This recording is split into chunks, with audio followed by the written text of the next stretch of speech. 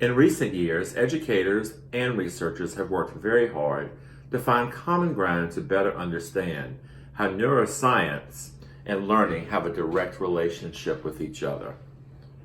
I would like to begin my short presentation by giving you some background information on a book that I've been reading by Benedict Carey, How We Learn. Readers gain a sense of connection between the brain processes and how it processes information using it in learning, and how it is directly tied to how information is received.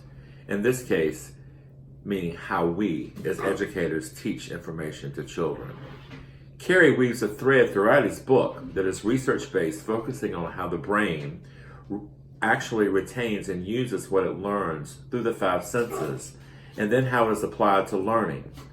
Key points in his book to remember as an educator include storage strength and retrieval strength are both in place in a learner's brain. The ability to store information builds up with study and grows stronger the more it is used. The stored information is only recalled when it is used, but it must be reinforced because chances are you are not able to recall it as quickly if you don't use it on a regular basis. His correlations between the brain and learning give educators the science behind what it is they do each day as it relates to learning.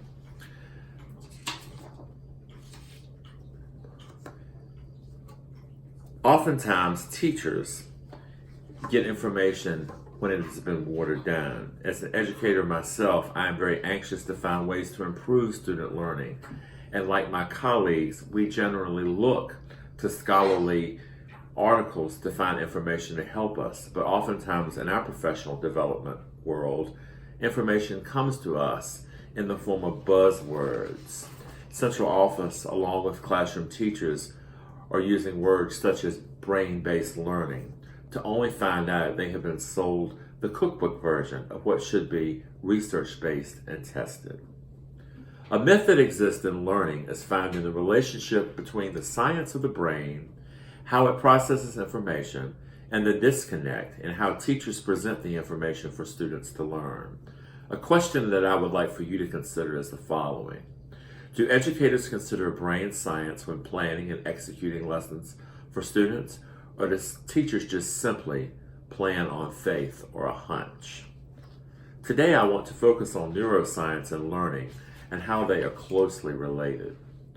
Researchers would argue for and against this idea that neuroscience and education are closely linked, and that one would have a greater success if it depended upon the aid of the other, and vice versa. One fact to point out is that educators are misinformed as to how leading practices improve student achievement. Experts call this specific misconception a neuromyth. In recent years, Amazon sales have skyrocketed and purchases of books about brain-based learning. These books are full of promises, using those buzzwords mentioned before.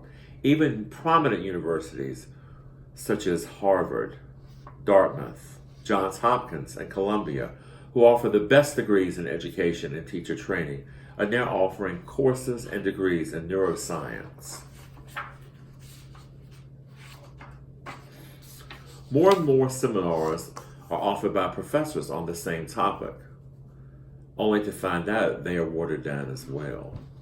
With all of this clout behind neuroscience and education, one becomes quickly relieved to know that the myth between the brain and actual learning have a large gap between them, but that gap is being narrowed. From reading on this, I have found scholarly information to support that this gap is closing, as I mentioned before, but there's still cautious optimism among parties on both sides. Both neuroscientists and educators are still scared to come that close together at this point until more research has been done. All science, regardless of its discipline, goes through the scientific process. Scientists have done the same on this topic. They have invested a lot of time and a lot of energy in the last 10 years on neuroscience and how it impacts student learning, especially due to the high rise of students with autism and other learning disabilities. With attention being placed on this recently, this neuromyth is becoming dispelled. Some key takeaways for you today are the following. The partnership between science and education is strong in the study of neuroscience and learning. Educators can find research-based activities that have been tested to promote learning in the school setting. And such activities are not only for time-consuming activities for teachers, but also to stimulate children intellectually, regardless of their ability. Children's brains are changing, and educators need to realize that. The pedagogy that we do should reflect that we are making an effort to meet the needs of all learners. Neuroscience not only impacts teaching methods, but student learning.